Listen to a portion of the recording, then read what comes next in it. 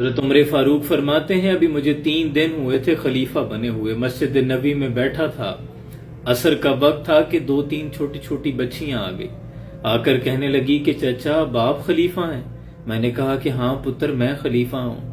تو کہنے لگی کہ چلے نا پھر ہمارے ساتھ ہمارے گھر۔ میں نے پوچھا کیوں بیٹا، آپ کے گھر میں کیا ہے؟ تو کہنے لگی کہ ہم یہ 3 بچیاں ہیں، ابا فوت ہو گئے ہیں، جو پہلے خلیفہ تھے عصر کے بعد ہمارے گھر آ جاتے تھے، ہماری کچھ بکریاں ہیں، ان کا دودھ دھو کے ہمیں دیتے تھے، کچھ ہم پی لیتی تھی، کچھ بازار میں فروخت کر کے زندگی کا گزارا ہو رہا تھا۔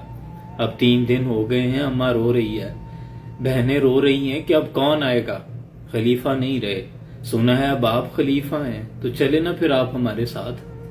اتنی دیر میں حضرت عمر بن خطاب کی داڑھی آنسوں سے تر ہو چکی تھی۔ آپ اٹھے، اپنی چادر اٹھائی، کندھے پہ رکھی اور بچیوں کے پیچھے پیچھے چلنے لگے۔ کہتے ہیں بچیاں آگے آگے چل رہی ہیں، عمر فاروق پیچھے آنسوں کے ساتھ چل رہے ہیں۔ رستے میں ایک صحابی ملے، کہنے لگے عمر فاروق روتے ہوئے کہاں جا رہے ہیں؟ تو کہنے لگے کہ یار یہ صدیق رستہ بڑا مشکل چھوڑ کے گیا ہے۔ کن کا ذکر ہو رہا ہے؟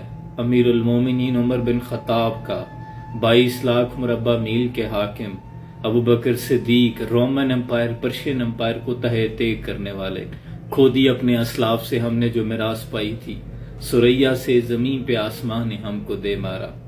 کبھی یا نوجوان مسلم تدبر بھی کیا تو نے، وہ کیا گردوں تھا جس کا تو ہے ایک ٹوٹا ہوا تارا، تجھے اس قوم نے پالا ہے آغوش محبت میں، کچل ڈالا جس نے پاؤں میں تاج سر دارا۔